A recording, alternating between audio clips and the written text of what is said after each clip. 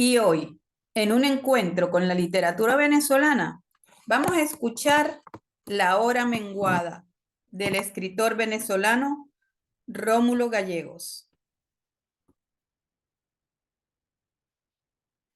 ¡Qué horror! ¡Qué horror! Clamaba Enriqueta con las manos sobre las sienes consumidas por el sufrimiento, paseándose de un extremo a otro de la sala, impregnada todavía del dulce y pastoso aroma de nardos y azucenas del mortuorio reciente. Ya me lo decía el corazón. No era natural que tú te desesperaras tanto por la muerte de Adolfo. Sí, parecía que eras tú la viuda y no yo. Y yo tan ciega, tan cándida. ¿Cómo es posible que no me hubiera dado cuenta de lo que estaba pasando? Traicionada por mi propia hermana en mi propia casa. Amelia la oía sin protestar. Tenía el aire estúpido de un alelamiento doloroso. Sus ojos, que un leve estrabismo bañaba de languidez y dulzura, encarnizados por el llanto y por el insomnio, seguían el ir y venir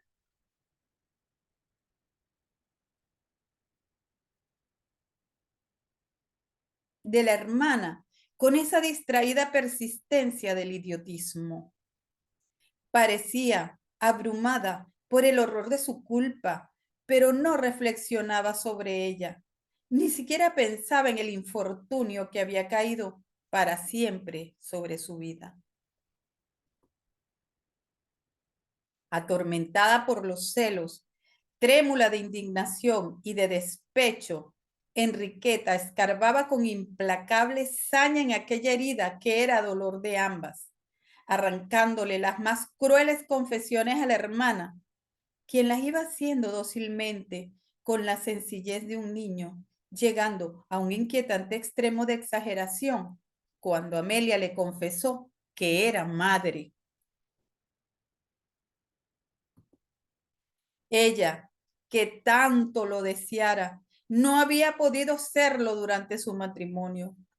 No era el colmo de la crueldad del destino para con ella, que tuviese que amargar más aún con el despecho de su esterilidad, su dolor y su ira de esposa ofendida, de hermana traicionada. Esto solo le faltaba, tener de qué avergonzarse. Al cabo, la violencia misma de sus sentimientos la rindió. Lloró largo rato desesperadamente. Luego, más dueña de sí misma y aquietada por el saludable estrago de su tormenta interior, le dijo a la hermana con una súbita resolución: bien, hay que tratar de ver si se salva algo. Si quiere el concepto de los demás, nos iremos de aquí donde todo el mundo nos conoce y nos sacarían a la cara esta vergüenza. Nos instalaremos en el campo hasta que tu hijo haya nacido y será mío. Yo mentiré y me prestaré a la comedia para salvarte a ti de la deshonra. Pero no se atrevió a expresar su verdadero sentimiento, agregando: y para librarme yo de las burlas de la gente. Porque en aquel rato de heroica abnegación no podía faltar, para que fuese humana, el flaco impulso de una pequeña pasión. Amelia la oyó con sorpresa y se le llenaron de lágrimas los ojos que parecían haber olvidado el llanto. Su instinto maternal midió un instante la enormidad del sacrificio que se le exigía. Respondió resignada: bueno, Enriqueta, como tú digas, será tuyo.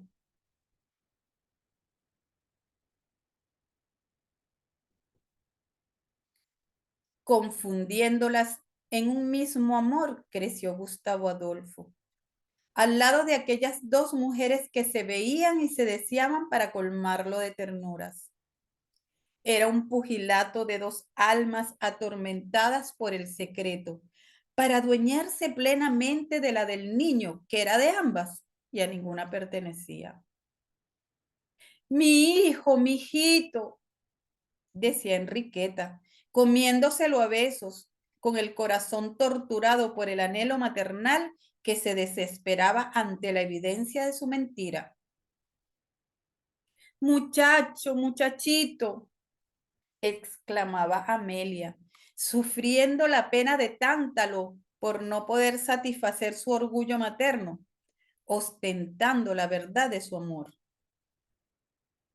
Y a medida que el niño crecía, aumentaba el conflicto sentimental que cada una llevaba dentro del alma.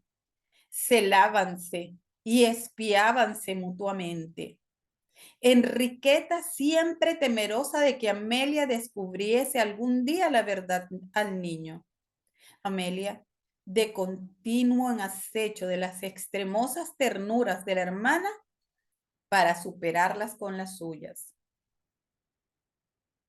Por momentos, esta perenne tensión de sus ánimos se resolvía en crisis de odio recíproco.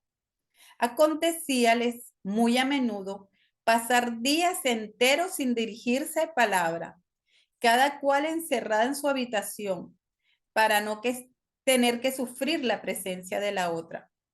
Y cuando se sentaban en la mesa o por las noches, se reunían en la sala en torno al niño, que charlaba copiosamente hasta caer rendido de sueño sobre el sofá.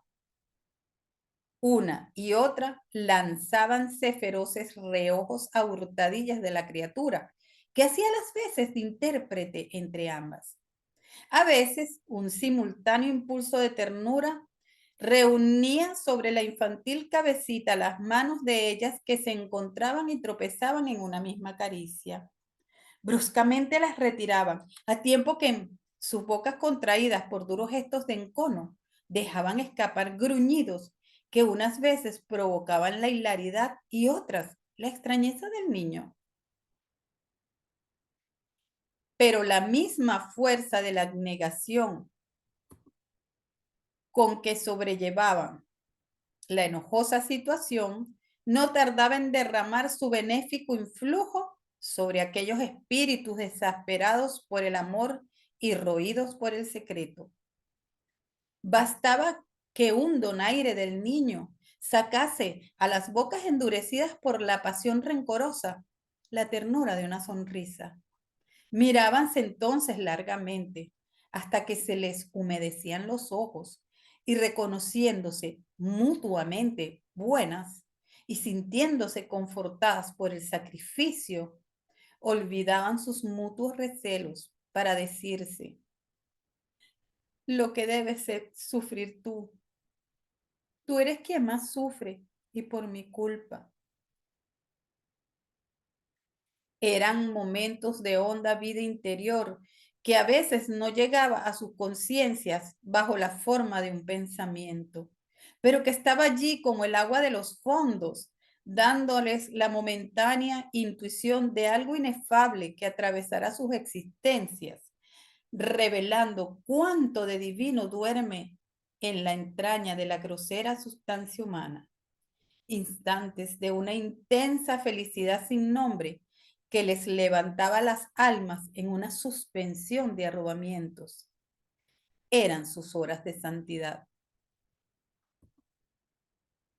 Y eran entonces los ojos del niño los que parecía que acertasen a ver estos relámpagos del ángel en las miradas de ellas, porque siempre que aquello aconteció, Gustavo Adolfo se quedó súbitamente serio, viéndolas a las caras transfiguradas con un aire inexpresable. Así transcurrió el tiempo y Gustavo Adolfo llegó a hombre. Mansa y calmosa, su vida discurría al ritmo de las extremadas ternuras de aquellas dos mujeres que eran para él una sola madre y en cuyas almas el fuego del sacrificio parecía haber consumido totalmente las escorias del recelo egoísta y del amor codicioso. Pero un día, él nunca pudo decir cuándo ni por qué. Una brusca eclosión de su conciencia le llenó el espíritu de un sentimiento inusitado y extraño. Era como una expectativa de algo que hubiese pasado ya por su vida y que de un momento a otro hubiera de volver. De allí en adelante acontecióle sentir esto muy a menudo, sobre todo cuando, viniendo de la calle, ponía el pie en su casa.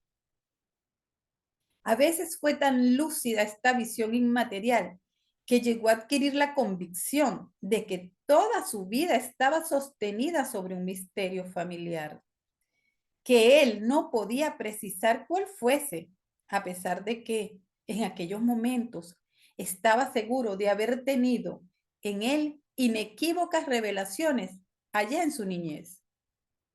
Sobrecogido de este sentimiento que no se ocupaba de analizar, cada vez que entraba en su casa, deteníase en el zaguán, con el oído contra la puerta, espiando el silencio interior, convencido de que algún día terminaría por oír la palabra que descorriese el velo de su inquietante misterio.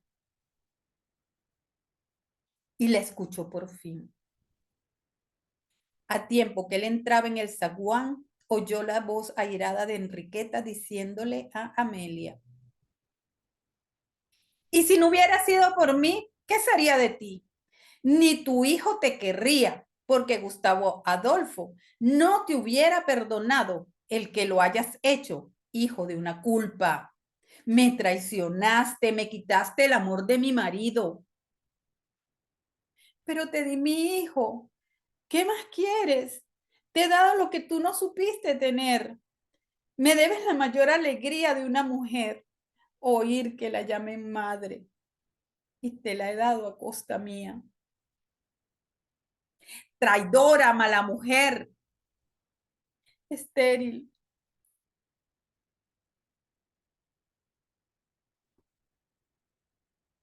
Han pasado años y años. Están viejas y solas. Gustavo Adolfo las ha abandonado. Se devolvió del zaguán donde oyó la vergonzosa revelación de su misterio y no volvió más a la casa. Lo esperaron en vano, aderezado el puesto en la mesa, abierto el portón durante las noches. Ni una noticia de él. Tal vez había muerto. Todavía lo aguardaban. El ruido de un coche que se detuviera cerca de la casa les hacía saltar los corazones. Esperaban conteniendo el aliento, aguzados los oídos hacia el silencio del zaguán, y pasaban largos ratos bajo las puertas de sus dormitorios que daban al patio, en una espera anhelosa. Luego se metían de nuevo a sus habitaciones a llorar. La vida rota, destrozada en un momento de violencia por un motivo baladí. Años de sacrificio, dos existencias de heroica negación frustradas de pronto, porque a una se le cayó una copa de las manos y la otra profirió una palabra dura. Así comenzó aquella disputa vulgar y estúpida, en la cual se fueron enardeciendo hasta concluir, sacándose a las caras las mutuas vergüenzas.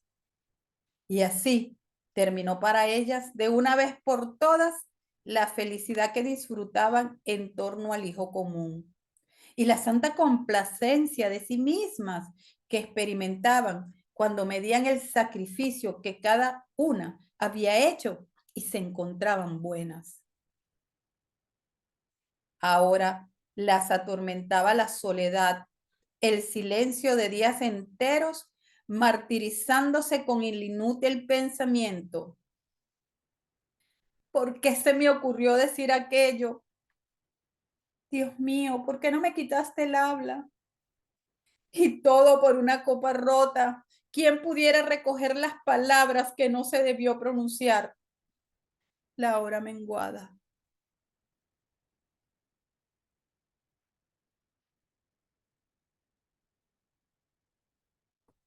Y así concluye el relato La hora menguada de Rómulo Gallegos.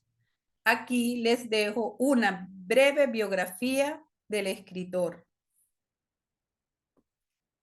También unas sugerencias para trabajar la lectura con los niños, con los jóvenes, donde hablo pues de un antes, un durante y un después en la actividad de leer. Si te ha gustado este contenido, regálame un me gusta. Si no estás suscrito a mi canal, te invito cordialmente a que te suscribas para que me apoyes en la creación de contenidos, tanto de lectura de literatura venezolana, así como contenidos referidos a la redacción, la ortografía y la gramática del español, y también contenidos pedagógicos dirigidos a docentes que tengan interés en trabajar con sus participantes, con sus educandos. Gracias. Soy María Vargas, asesora de redacción y estilo.